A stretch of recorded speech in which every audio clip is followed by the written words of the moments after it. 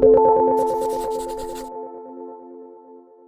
am so excited because today I have on the show the beautiful Carmit Bachar, former Pussycat Doll, and now mom and creator of the brand Doll2Dame. So I will be talking to her, as I do on my mommy interviews, about what she loves and who she loves. I'm Sara Haley, and as a busy mom of two, I'm constantly trying to balance what I love, my careers, passions, and interests, with who I love, my friends and family. Here are some of my tips and tricks for keeping life healthy, fit, and fun while trying to balance it all. Okay, so you have a brand now called Doll2Dame. Can you talk to me a little bit about where the concept came from? I can take a couple guesses, but maybe if you break it down for my viewers, especially if maybe they're not as familiar with Pussycat Dolls as some of us are. Well, yeah, obviously most people know me from the Pussycat Dolls, but I was also sort of in the entertainment business before, and people know me as Doll, as a Pussycat Doll, so I use Doll, and now I'm, next level. I'm a mom. I'm kind of like turned that page, so I'm a dame, so it's Doll2Dame. And I love it. It's about female empowerment, sort of on the same lines of what I've always been about and pushing forth is, women being authentic, true to themselves, and having a voice. Can you give me a little history of the Pussycat Dolls? Because even some of the stuff you shared with me earlier today, I didn't know about kind of the transformation of the group, and especially you. Yeah, I started obviously as a freelance dancer. I was doing a lot of jobs choreographing as well, and the Pussycat Dolls was something I did with my friends on the side. We were doing it at the Viper Room, and we were even doing the show before it was called the Pussycat Dolls, and it sort of morphed into that, and Johnny Depp loved it and saw us and put us as like the home. And was it always singing and dancing? It was always both? Nope, No, it was just dancing. It was a burlesque group, and it was mostly professional dancers, so we were all friends in the business, and there was no money involved. It was just fun. And what, again, for those of us who maybe aren't as familiar, the definition of burlesque? Yeah, I think most people, when they think of burlesque, is like nudity or pasties or whatever. We never did that. We mostly did costumes, really fun vintage pieces that we like bedazzled, and it was like corsets with like old school 50s bras and like the ruffled garters and fishnets. Yeah, and any kind of stripping would be from one layer to the next. It would not be strip of like naked. It'd be like one corset, a black corset to a white corset. And I did that group for 8 years until I actually was choreographing for No Doubt at the time, and I met Gwen Stefani. She's a super Wait, back up. You said you were choreographing for No Doubt. Yes. Yeah. And she was a super cool girl, and just we clicked right away. And I always told her about the dolls. I said, look, if you ever want to do it, we always have celebrity guests come in, and we'd love to have you. And finally, after months, she came down and she saw the show, and she's like, oh my God, I'm jealous, I want to do it, I love it. So when she did the show as a guest, it was sort of like, she's like the quintessential Pussycat Doll, because she's like old and new. The CEO of Interscope, which is who No Doubt signed to, saw her in the show and saw the Pussycat Dolls as a concept and loved it and decided that he would move forward with it. So the group reformed, and I'm pretty much the only original girl from like back in the day that moved into the recording group, and that was just like the next chapter of the Dolls. It was like another level. It was, who knew it was going to be a global phenomenon? It's just like a dream come true, really. So when did you decide to become a mom? Or what was there a moment?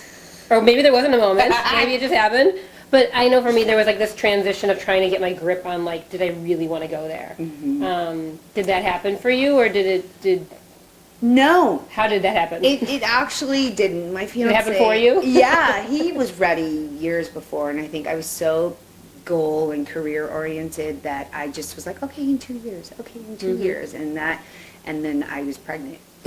And that just made the decision for me. And I think I freaked out for a moment, and then it was just the most amazing, beautiful gift, and the perfect timing, and the way that it happened was obviously the way it was supposed to happen. Yeah.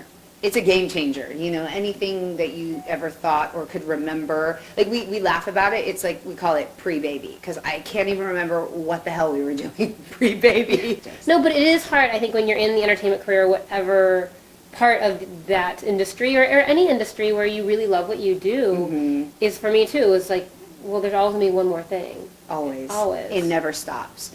And it's and then we also know, when you step off the train, it keeps going. So you're either running with it or you're not. Well, and you've made your brand work for you. Yeah, I'm excited about it. And it feels good. It feels right for me. So what's coming with Doll2Dame?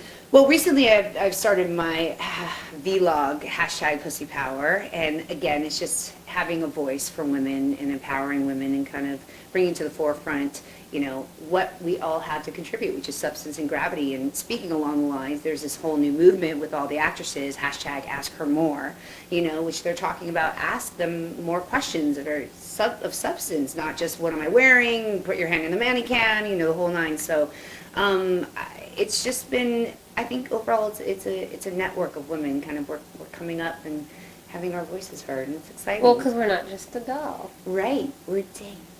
And then you have the charity that you work with, Operation Smile. Can you tell my viewers a little bit about that? Well, I'm an ambassador to Operation Smile, which I've been for, God, I don't know how many years now. And that's an honor just to have a voice for this organization that's been doing cleft lip and cleft palate repairs for over 27, 8 years, something like that. And I've gone on to a mission in Bolivia.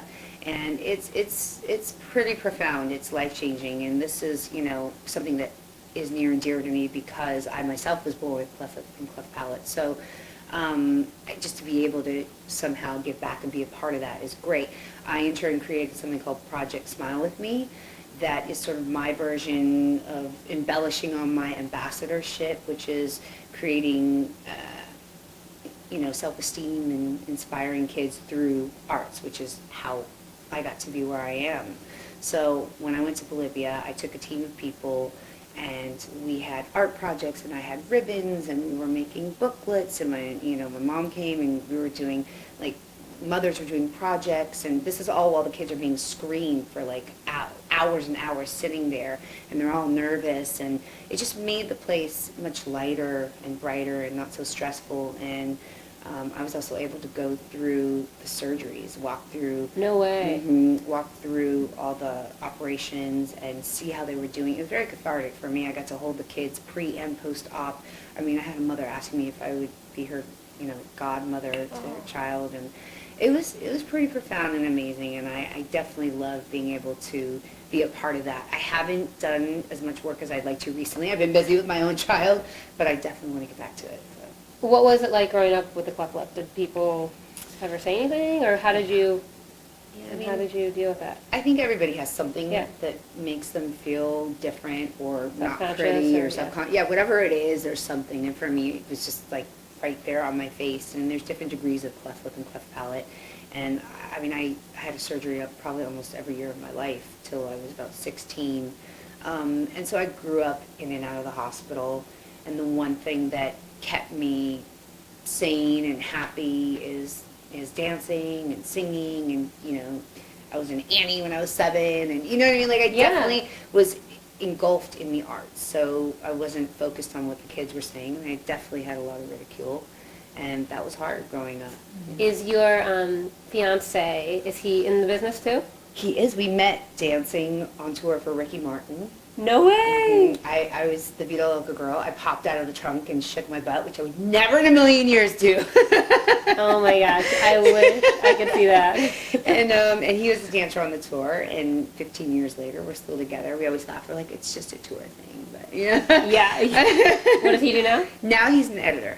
Okay. Yeah. So we're all keeping in the industry. Yeah, definitely. Hey, you do what you love. Yes. Thankfully, I feel grateful that we've been able to continue doing what we love, So let's talk a little bit about that transition into motherhood, which I think is so hard for all of us. Were there any huge shockers for you in your kind of postpartum journey? Definitely, your entire life, especially being in the industry, is self-centered. Period. Yeah. It's a little narcissistic. I mean, in general, we grow up worrying about ourselves, or people say worry about yourself, and you do. You take care of yourself to be the best person you can. But when you're in the industry, it's always about image, it's about all these things. Yeah. And then when you get pregnant, you're like, oh my God, it's never going to be about me again. And so you release that, you surrender to it, and I think that it was beautiful. The pregnancy was fun and, you know, hard and fun and all those things. And then when I had her, and you're exhausted and you're like so tired, and I ended up having 24 hours of labor and then a C-section, emergency C, and being a dancer, being cut in your core and the whole thing was really traumatic for me. And then, you know, I had a hard time nursing. I think everything about postpartum is difficult. I think postpartum, or I shouldn't say postpartum, I should say your postnatal journey, really. Yeah. Everything about that is almost to me more challenging than your pregnancy. Yeah. When you're pregnant, you get it. You're like, I'm carrying this child, it's in me, I see it, Yeah. like, this is happening, and then you get done, or you have your baby, I should say, and It's it's out of you, and you're Yeah. like, I should be done, like this should be it, like I should be able to move on now, and you can't. you can't. No. You can't. It's hard physically, it's hard emotionally. Yeah. And then especially when it's your first child and you're just trying to like figure it all out. It was I will say that's intense. been the only, you know, blessing about having a second baby is you're like, you do You know that know. the light's at the end of the tunnel. You know Totally. that the end will eventually be there. Yep. And it is a shorter period of time, but that first time around, I mean, it's just It's rough. it's rough. And how do you feel now? Do you feel, I mean, that's what I think is so hard about being a dancer or an athlete or any kind of physical job before you have a child, is that your body is like your selling point, it's your mechanism, Yes. it's everything. Yes. And just because of what you do, it ends up looking a certain way. Totally. And then you have a baby, everything changes, and you may or may not go back to what you were doing, and so now you're in this kind of new body. So how does that work? I mean, I still have to let go of a lot of clothes that I know I will never wear.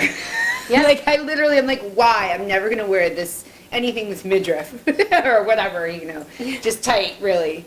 But I think I'm getting to a place where I'm accepting what it is, and it's the next chapter of everything. And I think, you know, I have to work super, super hard on my core. Like, I do a lot of Pilates because that was the main disconnect that I was freaked out about, like, after I had a C-section. Yeah. So it's just a matter of working harder now. And finding the time. I mean, I think that's what we have to Yeah. remind ourselves, too, as athletes and dancers and just people who, you know, loved to work out and move a lot. Yeah. Before you had kids, it's like you did that whenever you wanted, however long you wanted. Yes. Like that was your job, to literally do that all day all long. And your body can yeah. sustain that too. Yeah. Like now, it's like if I take 2 classes, I'm like, I'm done, I'm so tired. But I know that. Well, because you're coming home to a person who needs you. Right. In a very physical way. Yes. So I think that's what we have to remind ourselves is my body was meant to do something then, And it's not and now the it's same meant, now. yeah, right? Woo. It's not the same now. My body's meant to nurse and to feed a baby, and Yeah. then when I'm done with that, it's never going to be what I was doing before. Yeah. So my son Landon has joined us. So Landon wanted to sit next to Carmit, so we had to do a little transition here. So I'm Carmit, I know as an entrepreneur, I often have to work from home. I'm assuming that you have the same situation sometimes. Oh yeah. So how do you, I'm trying to balance the elements here. Landon is now in the interview, but how do you balance that at home? It can be kind of comical because literally my fiance and I will be at the computer like trying to get work done, and she's like, "Can you play with us?" And sometimes, or play with me, and sometimes we're like, "We can't," and sometimes we're like, "Yes," and we just drop everything and go play. So it is hard to get like a consistent block of time to like work without interruption, but it's fun, right? I know, I think everybody wants what they can't have, right? Like Yeah. there's moments where I'm like, I wish I had a 9 to 5 and I could just like go and be out of it and then come back and be in it. Opposed to like, yeah. Hi, Yes. Kitty. Hi, Kitty.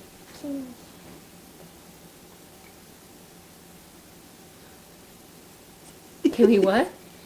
I said,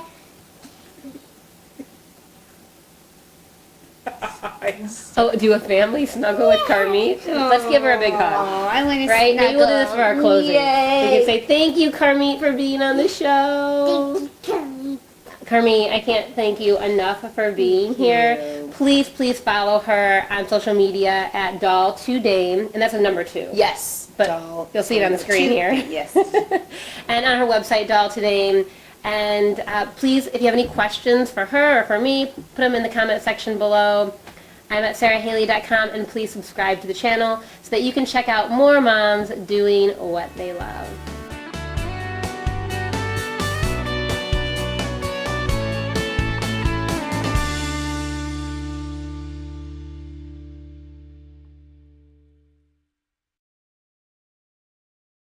Why you gotta marry be her so anyway. rude? Don't you know I'm human too? Why you gotta be so rude? I'm gonna marry you anyways. That's my daughter loves that. She goes, marry that girl, marry you anyway, marry that girl, marry you anyway. Yeah. That was good.